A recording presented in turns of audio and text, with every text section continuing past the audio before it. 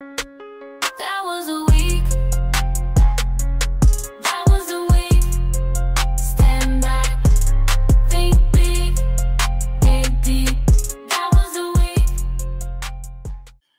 It's early in the morning, Keith. You've just woken up, and your newsletter, your tech newsletter for this week, that was the week, our weekly tech show. Good morning, America. AI, Trump, and the future. You're not happy that Trump won, but have you changed your mind in the few days since the election?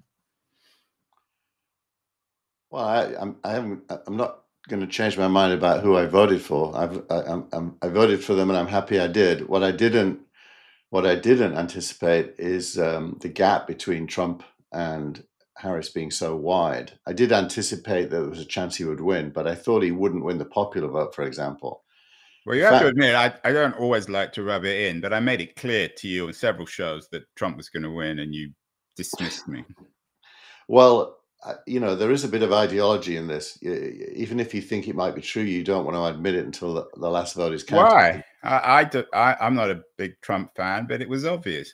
Wasn't it obvious, Keith? I mean, you're in the business of looking into the future. You're an investor. How could you have missed it? You're just cleverer than me, Andrew. I mean, it's quite clear. Well, that goes without saying. Not only of me, by the way, but I don't think there was a single pundit that said Trump would win the popular vote by what is it? But yeah, I mean, no one's going to get that granular without making a fool of themselves.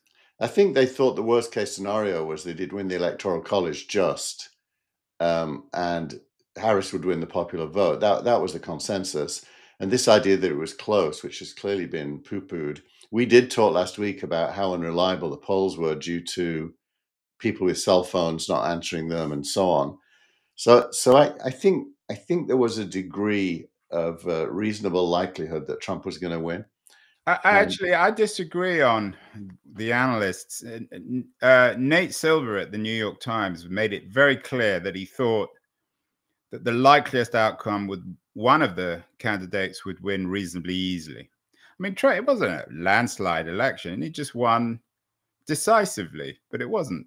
Well, it wasn't Mondale and Reagan. It wasn't. Or Mondale and Nixon. Well, you have to define landslide. I think committed Democrats will feel, emotionally at least, that it is a landslide because they were not even close. And when you consider that out of all the counties in the US, which I believe there's just over 1,300, more than 90% of them improved the trend towards Trump. So it was even the MSNBC have described it as the broadest multiracial class-based coalition that America has ever seen in an election, even though the word coalition... So is this a reason, Keith, that we should be celebrating? We're going to talk a little bit about your favorite subject, woke politics, later, but clearly America made it, in the way they voted for Trump, the country made it clear that it's not like perhaps Trump and certainly like the left obsessed with race and cultural identity. Everybody voted. I mean, whatever it was, what were the numbers? I think a majority of Hispanic Americans, or certainly close to a majority of 45%. Black men. So blah, blah. We've all heard the numbers. Does that suggest that America is in a better state than we thought? That it's not that it didn't vote tribally? I don't think it did vote tribally. I've been in quite a few back and forths in the last few days with friends of mine who think that all 73 million Trump voters are misogynist, racist, anti-trans. I'm amazed that you have friends like that. Acquaintances, let's call them, and former friends, Keith. I hope you put them in their place. If you contrast Kara Swisher with Joe Scarborough literally the day after started talking about all the mistakes the Democrats made and was prepared to acknowledge it and investigate it. But I think a lot of people aren't. They're still. I think in your cycles of Dantian hell, Lena Khan's at the bottom, but probably Kara Swisher's about one rung above her. You talk in your editorial about 7 stages of grief. One of the things that surprised me, I have to admit, about your editorial was your confession that you you spent so much time watching it. I watched for about 10 minutes. It was even before any of the numbers were in on Wisconsin and Pennsylvania. It was obvious by the time the numbers were coming in on Virginia and Florida and Georgia that he was going to win big. So why did you actually watch? It's like watching Man United or Spurs. They always lose. You know, I demanded myself that I understand how people are thinking and reacting. So I watched because I don't just want to have my own point of view. I want to know which way the wind is blowing and form a point of view about that as well. And to do that, you've got to engage with everyone. So I toughed it out. I did go to bed around 10 o'clock, by the way. I didn't stay up all night. Oh, so you weren't up all night? Because I know one of the pieces that you linked to this week by Scott Galloway, I guess he's on the East Coast, or I think he may even be in London. He talked about staying up all night. And from your editorial, firstly, as you note, you defend Trump voters. They're complicated people like all of us, you suggest. They're not racists or members of the KKK. They're not fascists. And then at the end of the editorial, Keith, it's almost as if you're beginning to change your mind. I'm quoting you, Trump, I'm quoting you, Trump will not deliver good schools in poor neighborhoods or better paying jobs, but his rhetoric sounds like he understands. He even managed to sound mildly pro-abortion a lot of the time, neutralizing the woman's rights vote. He sounded pro-innovation by praising SpaceX and Tesla. He sounded better on regulation by criticizing Lena Khan. So are you coming around to at least acknowledging that it might be morning in America? I think from the point of view of tech, if I stop being a political citizen with a point of view and just think about my job, it's definitely better for America, without any question. He's pro-innovation and anti-regulation as long as he sticks to it. I worded the editorial carefully to imply that you can't trust that he will. Because you can't trust he will do anything. Who knows? He might die tomorrow for all we know. Exactly. But I do think that Democrats don't know how to make capitalism work for them. That's a nice one. Say that again, Keith. Democrats don't know how to make capitalism work for them. They basically. Is that your phrase, or did you steal that from someone else? I just made it up. I won't claim that there isn't someone out there that has said that, but I didn't know. I'm going to put that in the title. Democrats don't know how to make capitalism work for them. And because some people might push back and say, well, the CHIPS bill under Bidenomics was making capitalism work for them. They just didn't know how to explain how they were. Well, I think they see enemies, not friends, in tech. They really don't understand that the driver of wealth is the production of values. And the production of values requires innovation and productivity gains. And if there are going to be gains, it'll come largely from the application of human inventions to problems that we're better now at solving. So AI is generally good. And most of what tech builds is good, including chips.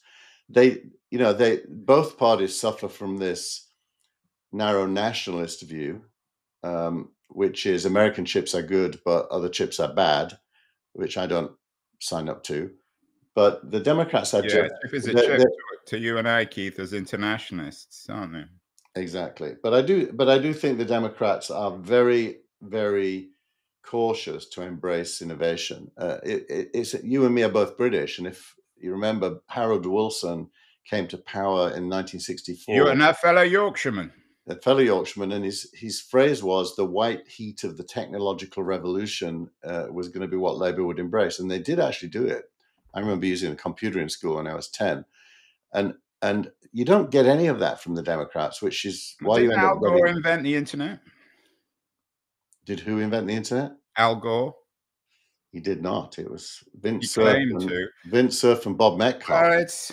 Maybe things aren't quite as bad. And talking about America, your colleague at Signal Rank, very smart young man, Rob Hodgkinson, wrote a really interesting piece an ode to American exceptionalism. Actually, we've got a bonus interview for this week of That Was the Week. I sat down with Rob and we talked more about American exceptionalism and the role of AI and SpaceX. So we're going to affix that interview to this one. Yeah. And one of the pieces, speaking of American exceptionalism or American strength, Keith, you linked to in this week's newsletter is from Value Capitalist, suggesting that the S&P 500 makes up 51% of global stock market value.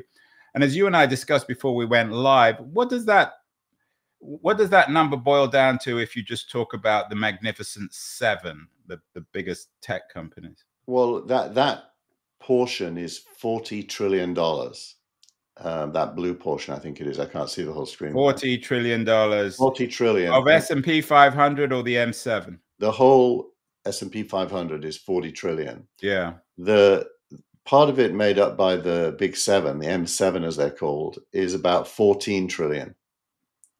So about a third of that. So roughly 15% of world stock markets are accounted for by 7 American companies. It's astonishing. And coming back to your now iconic remark that Democrats don't know how to make capitalism work for them. Do you think, perhaps consciously or otherwise, that a lot of the criticism of big tech these days, of that Magnificent Seven, is actually a criticism of capitalism? I think it isn't a criticism of capitalism. It's a in their intellectual framework. They think that capitalism left to its own devices will result in bad outcomes for people, and that only governments can correct that. And so they're a huge believer in top-down regulation. And the spirit of that is to protect people. But what it ends up doing is dampening down progress. And they haven't really found where the line is. Well, FDR did, and Biden would claim that Bidenomics is a compromise between a completely unregulated free market and careful and responsible government investment in innovation. But then why does Lina Khan not allow... Well, Lina Khan had nothing to do with the CHIPS Act. She didn't allow Adobe to acquire Figma. Yeah, but what's that got to do with Bidenomics? It's got everything, and we're not talking about Bidenomics. You're talking about Bidenomics. I'm talking about You've just got an obsession with Lina Khan. You've always had an obsession, admit it, Keith. Ever since we started this show. Well, just because she's terrible. You've gone after Lina before Lina even existed. I think you dislike Lina more than Musk does.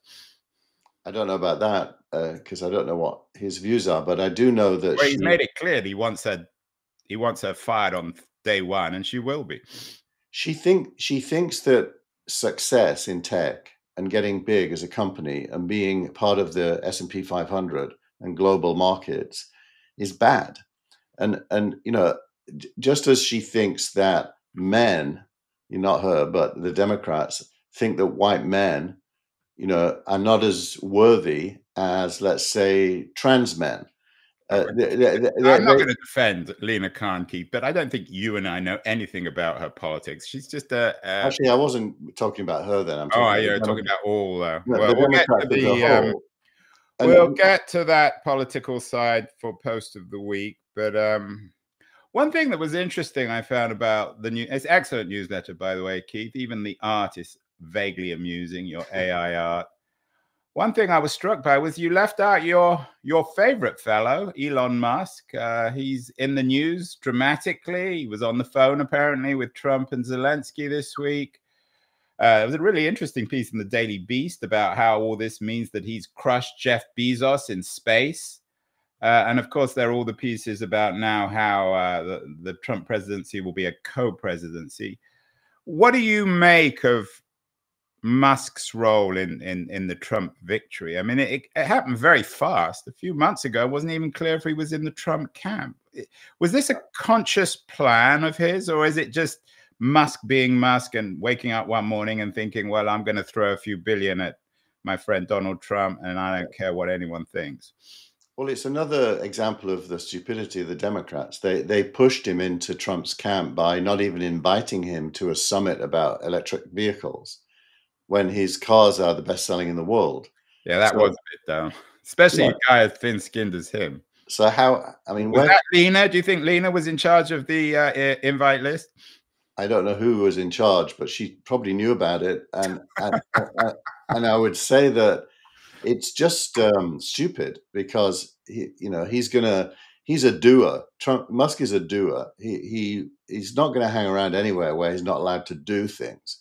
So they pushed him out. He went to Trump. He found reasons to agree with Trump, including some unsavory ones that I completely disagree with him on, like immigration.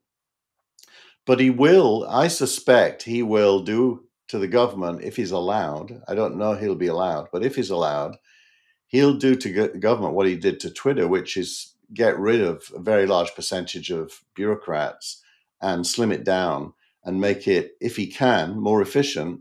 Although I'm not sure. I mean, I hadn't heard that argument before. I'm not sure that what he did to what he calls now X is a model for the US government, because it's not as if X is particularly functional, is it? Well, it is very functional. When you think he's only got 20% of the original workforce, and as far as I can tell, it's fine. And everyone was saying it was going to collapse, and it didn't. And you got to admit, government is a bit like that. I mean, the fact that most government is analog. When you go and get your driver's license, you have to go to a building and stand in a queue in an era where we have iPhones with digital driver's licenses. Government is incredibly backward and inefficient. And anyone with his brain looking at any government department is going to come up with ways to improve it and make it. Yeah, I hope Musk deals with the DMV, because if he is indeed co-president, this week my daughter took her driving test. She made a reservation at the DMV in Daly City, just on the edge of Silicon Valley. And I had to drive her because, of course, she didn't have a car. Yeah. We were there 6 hours. Wow. Now, that's with a reservation. Of course, fortunately, she passed. It would have been even more annoying had she not. So if Elon Musk is watching, I hope he addresses the DMV. Yeah. The big issue, of course, Keith, is what Trump's going to do with AI. Jeff Robinson. Your friends at TechCrunch. Sorry, what were you going to say? Jeff Robinson, who's listening to us, says we'd be better off sticking to tech and not politics. And Jeff, I think we both have some sympathy for that, but I think we thought we couldn't not talk about politics. Well, you wrote this. I wrote it about Good Morning America, AI, Trump, and the future. So let's get to AI. What Trump's victory could mean for AI regulation from your friends at TechCrunch? What do you think? Is this a big deal? The funny thing is, most of the execs want to be regulated because they but they only want their kind of regulation. They want their kind of regulation, and as we all know, Musk and Altman, there's no love lost between them. Right. And I would imagine that Musk is going to get more of his own way than Altman's going to get because he's an insider. So let's see. But it's definitely going to be a lighter touch than it would have been had the Democrats won. I personally think that's a good thing. It didn't make me vote for Trump. I voted for Harris despite being more regulatory for social reasons. But, there is a strong case to be made that less regulation in AI is good. If you contrast it with Europe, where they brought in an AI Act, Europe is just not in the race for AI. And in the video that will follow with Rob Hodgkinson, he really talks about that. He's slightly younger than Keith and I. He's a British VC who came over to the US recently. He's been living in Menlo Park 4 years, and he really talks about this. His ode to American AI exceptionalism addresses this increasing gap between America and the rest of the world, particularly Europe. So it's an important difference. Do you think that Musk's association, closeness with the administration, at least in the beginning, who knows what will happen, will create, you note that he's not particularly close to Sam Altman. I think he's suing OpenAI. He's not close to Bezos. Could there be a lot of Could this be a little bit of a civil war in Silicon Valley between firstly, Musk against everybody else, and then the pro-Trump camp and the anti-Trump camp, because there was a lot of ill will before the election. Yeah. Well, look, I think Trump doesn't have a point of view on almost most things, and so he's going to rely on Musk in domains where he thinks Musk is the right person. Other domains, different people. So it's going to be a patchwork quilt. There's going to be no coherent, political ideology, I don't think. But the name that always comes up, because it always comes up in these kind of conversations, particularly with Democrats, is Thiel and his association with J.D. Vance. Yeah. Was Thiel the puppet master here, or is he? Because my understanding was that Thiel didn't give much money to Trump in this. He didn't give any, actually. He kept and he's out not of it. that well. I mean, he's certainly not in the Musk class of wealthy men. Well, no one is, but he's very wealthy. He did make the statement that anyone who bets against Musk is a fool, and that's from a guy who fired Musk from PayPal. Yeah, the PayPal mafia continues to. Yeah, I wonder how Reid Hoffman is feeling. I wonder if they will make up Hoffman and Thiel, and whether because I still think the majority of people in Silicon Valley, especially the wealthy, are pro-Democrat, don't you think? Yeah, very much so. And I mean, the spirit of my editorial is everyone's going to get over themselves super fast. And well, we don't care, because as you said, in the end, it benefits all of us. We all have our portfolios, which dramatically went up this week. We don't have to worry about massive changes in taxation law. But the point of my editorial is we're going to be okay, but the people who voted for Trump largely are not going to be okay. Now you're going back into the degenerates, Keith. I thought you were just protecting them. No, I actually think that most of the 70 million people who voted for Trump, 70 million plus, need, a higher minimum wage. They need free healthcare. They need better schools in their neighborhood so that their kids can compete with kids from wealthier neighborhoods. And that's a class divide that maybe they just need AI. AI will be an accelerant for sure, but there has to be a plan. It doesn't just happen. All right, well, that goes without saying. Or maybe AI will take away the few jobs they still have. We shall see. Your startup of the week is an interesting one, and it very much in keeping with the theme of the show, AI. And Good Morning America. Perplexity nears a $9 billion valuation. It's the most direct competitor, I guess, to Google. Is that fair? As an AI quote unquote search engine? It wants to be. I don't know that it really is, because I'm not convinced that the interface for search is going to be a web page, which Perplexity is a web page that embeds AI inside. So it's a close cousin of the Google look and feel, but with better content, I would say. So it could, but Google's very sticky. I think OpenAI is a more dangerous competitor for Google. Well, that goes without saying. I mean, it has a $150 billion valuation. I agree. I think Perplexity is one of these companies that will get squeezed. Is that you can't be half pregnant in the tech market, to use some cliches. My wife uses it religiously. What, being half pregnant or Perplexity? Perplexity. She's definitely not half pregnant. That would be there'd be a medical emergency with that to be true. Oh, so Janae uses it, and she's at Crunchbase, so maybe it's for real.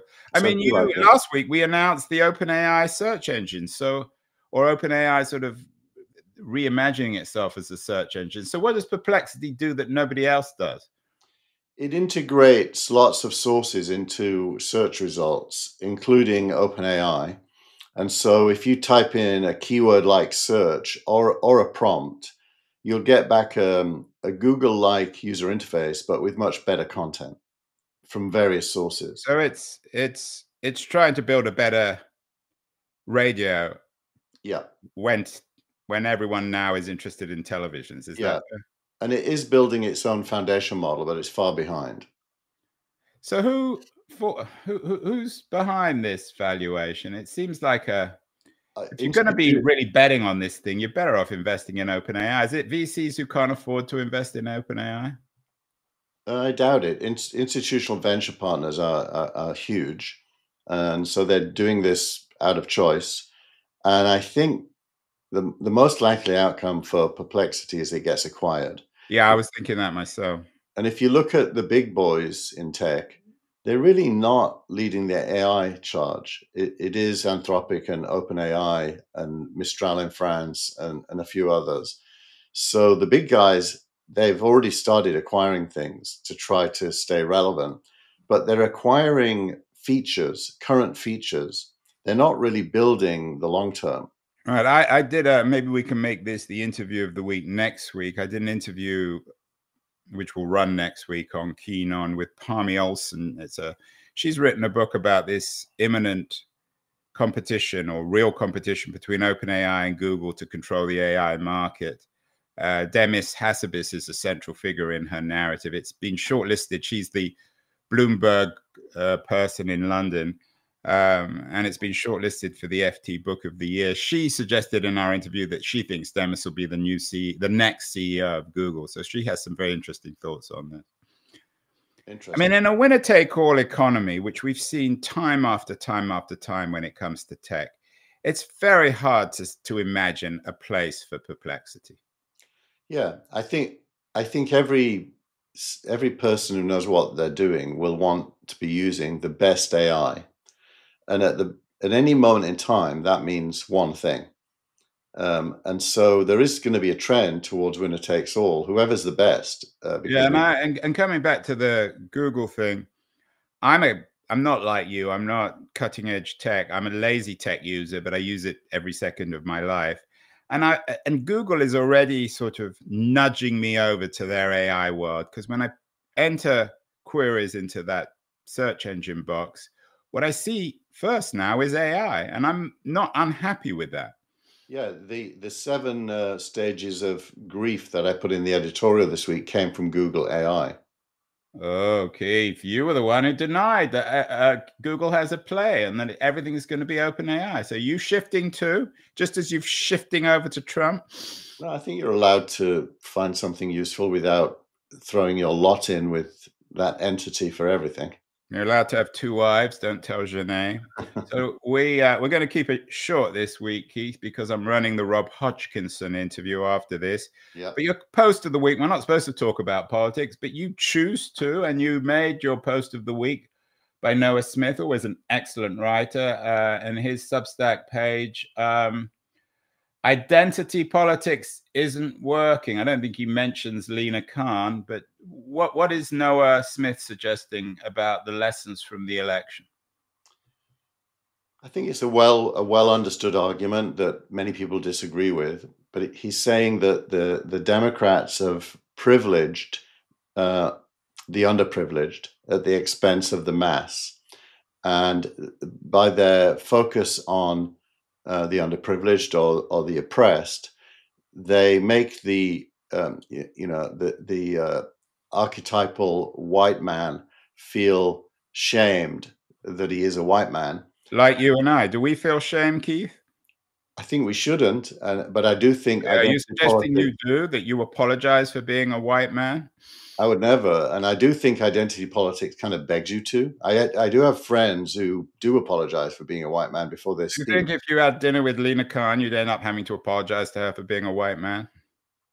I definitely wouldn't, but she might want me to. I don't know her well enough, but I will say, Andrew, identity politics starts life as caring for the underprivileged, but ends up denying normal people the right to a good life. It's almost like that you normal people are stealing from the underprivileged, and you set up this contest which doesn't work. And you see what happens is the deplorables, as Hillary Clinton called them, are super powerful, and they're not really racist. I think most people are fine with helping everyone have the same chances in life. Most so it really is, Keith. Let's end, and we're going to follow up with the Hodgkinson interview. I'll staple it onto this conversation.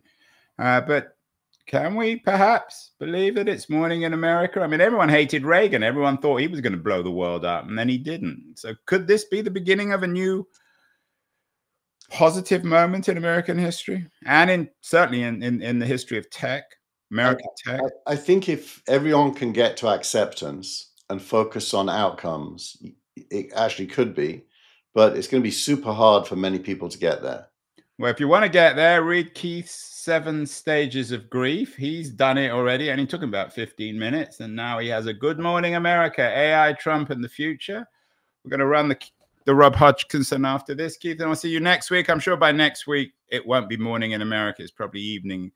Trump or Musk or someone will have done something outrageous and we'll be complaining again. But congratulations on trying to be positive and optimistic at a time of confusion and complexity in America. And I'll see you next week. And I hope you'll have an opportunity to have dinner with Lina Khan. Thank you, Andrew.